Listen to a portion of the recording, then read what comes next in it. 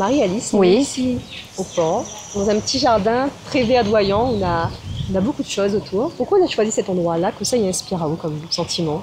Alors déjà toute mon enfance, parce que moi elle est née, et elle a grandi en partie au port, parce qu'un petit peu en France avec mes parents, et puis bon, elle a fait quand même pas mal d'allers-retours. Et à un moment donné, elle a vécu ici au port chez ma tante Thérèse, ma fameuse tante Thérèse. Et bon, elle ne conduit pas, tonton non plus, donc les sorties, c'était, nous ça va, petit jardin la ZUP. Donc nous t'es bien dans ce petit jardin. C'est comme ça qu'ils appellent ici. Ouais, on appelle ça petit jardin la ZUP. Ouais, nous dit ça le petit jardin de la ZUP. En tout cas, nous c'est comme ça que nous t'appelle quand nous t'es petits. Et puis après, les années l'ont passé, et puis il y en a plein de bâtiments comme ça, tu vois, que la poussée tout autour, et surtout des lieux de culte. Il y en a l'église adventiste, il y en a l'église catholique, il y en a un ashram, il y en a enfin pas mal de choses. Et mais je trouve que cette réunion d'autant de religions et de pratiques sur un même lieu, ben, je trouve ça elle est vraiment représentatif de la Réunion. Parce que des fois, ben, comme elle est en ville au port, on entend l'appel à la prière de la mosquée, on entend les cloches de l'église, tout ça. Et je trouve, c'est un affaire qu'elle a toujours, peut-être parce que ma partie en France, et comme elle est revenue, mais rend plus compte de la beauté, de la chance que nous, Nana, de pouvoir vivre. La valeur de tout ça. Voilà, de pouvoir vivre nous tout ensemble, et de fête joie de l'an chinois, et de fête laïde, et de fête tout ça. Et je trouve ça trop gaillard, quoi. Donc, je trouve que c'est un joli jardin qui représente ça, et puis ben, c'est mon enfance aussi. C'est ça, c'est votre enfance, et ça vous la passe beaucoup de temps ici. On la passe des journées, des après-midi en famille, entre amis. Ici. Oui. Midi à maintenant, tout le bon petit cousin, cousine. On a même plein de photos très posées ici, comme ça, sur les petits bancs. Et puis voilà, donc c'est des souvenirs qui restent forcément. On a point d'autres endroits au port où ça, on a le souvenir de mes amusements de marmaille, quoi. Alors qu'ici, oui. Cette ville de port aussi, où tu parles de ma tante Thérèse tout à l'heure, c'est une ville que la su inspire à vous aussi pour la suite, que la construit à vous d'une certaine manière. Oui, bien sûr, parce que souvent, on dit « Catherine Le Port, etc. » on a du caractère. C'est vrai que nous, dans notre famille, on a toujours été une famille très matriarcale. Donc, cette force que bonne femme a dans notre famille, c'est un truc que a toujours manqué à moi. Et je pense que l'a dû inspirer à moi pour pas mal de mes personnages. Mais est-ce que ces personnages-là, cette forme de caractère, c'est où finalement, c'est une facette? Non, c'est une facette. Non, c'est une facette. On a du caractère dans le sens où ça...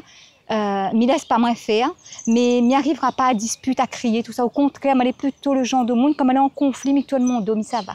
Parce que m'aime pas ça, m'aime pas crier, m'aime pas que de mon cause fort. C'est bizarre, parce qu'autant sur scène, elle est... Et autant, en général, ben, si m'y crie un coup la casse, pareil, moi-même, elle est saisie, bon, ma mère regarde moi, elle dit, ben, quoi arrive à elle? Parce qu'il ressemble pas à moi, quoi. M'aime pas ça du tout. Mais estime que quand on arrive à cette extrémité-là, ça veut dire que là où la perd tout contrôle, et m'aime pas, justement, perdre le contrôle. Hashtag femme créole, justement, il raconte un petit peu tout ça. Est-ce que c'est aussi l'évolution d'une femme? Ben, hashtag femme créole, c'est surtout ce forme qu'on a un regard sur la société 2024-2025, tout ce qui change. Et donc, elle est dans l'air du temps, et puis elle regarde tout ce qui se passe, et puis ben voilà, ben là, fin arrive ma tante aussi, ben comment, ben bonne ma tante aujourd'hui par rapport à bonne ma tante avant, c'est quoi la différence? C'est vrai, avant, ma tante, ben, elle avait 50 ans. Ben, okay. Voilà, et puis c'était 70-75 ans dans le comportement, dans la sexualité, etc. Aujourd'hui, ça n'a plus rien à voir. Aujourd'hui, comme ils disent, de monde, elle a plus de 50 ans, ben là, je dis non, mais on rigole. Ben si, ça fait plus de 30 ans qu'elle commence à scène, donc il suffit de compter, quoi. Est-ce que vous considérez comme ma tante? Non, mais il déteste comme mon frère, il fait moins ça. Il dit, c'est bonne maman, il arrête de créer tati, créer ma tante, c'est juste pour taquiner à moi. Mais après, il me faisait, oh, ma tante, c'est un joli mot aussi, parce que c'est comme ça, nous, t'es qu'une bonne ma tante avant. Ma tante Thérèse, justement, on avait cette affection-là pour elle. Ah non, ben, ma tante Thérèse, c'est mon sous-bassement.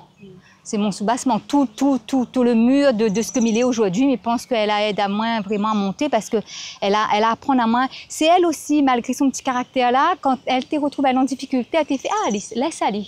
Ça, c'était sa phrase, « Laisse aller ». C'est comme si « C'est pas grave, ma fille, passe à autre chose ». Et je pense que c'était une forme de sagesse aussi qu'elle a donnée à moi. C'est peut-être pour ça qu'aujourd'hui, quand une affaire est trop conflictuelle, elle me dit ah, « Connais quoi, prends pouzotte, mets tout le monde, mais ça va ». On rappelle ce qu'elle t'a dit à vous à l'époque. Je pense que c'est ça, cette espèce de résilience. Elle a transmis à moi beaucoup de valeurs, mais maman aussi l'a transmis à moi beaucoup de valeurs parce que maman, c'est une femme que elle a toujours vu travailler.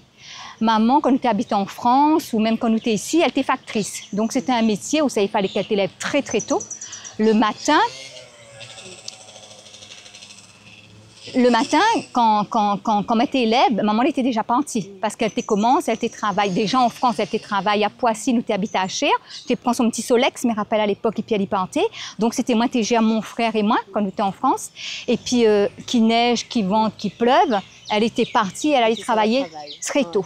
Et à La Réunion, c'était la même chose. Et de plus, elle n'avait point de voiture quand elle avait arrivé, donc ça va très tôt pour prendre le bus, pour aller travailler, pour rentrer. Donc c'est une femme que elle a toujours vue travailler jusqu'à sa retraite. Elle n'a jamais rien lâché.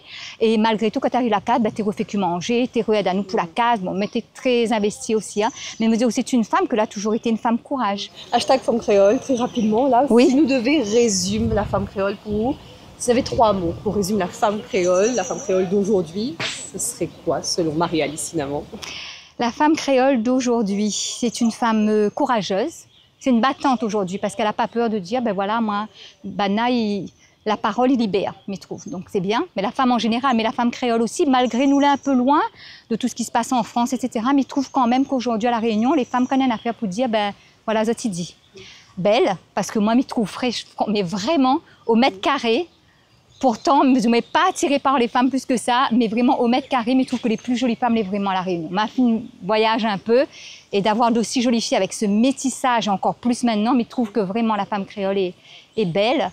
Et puis résiliente aussi, peut-être par rapport à notre passé, peut-être par rapport à tout ce que nous avons vécu et tout ce que nous découvrons aujourd'hui, tous ces avortements forcés, tout ça, il fait que nous avons une résilience aussi. Pour moi, la femme créole, c'est ça. Elle est belle, elle est battante et elle est résiliente. Comme vous-même. Bah, même j'espère. Belle, belle, belle comme le jour.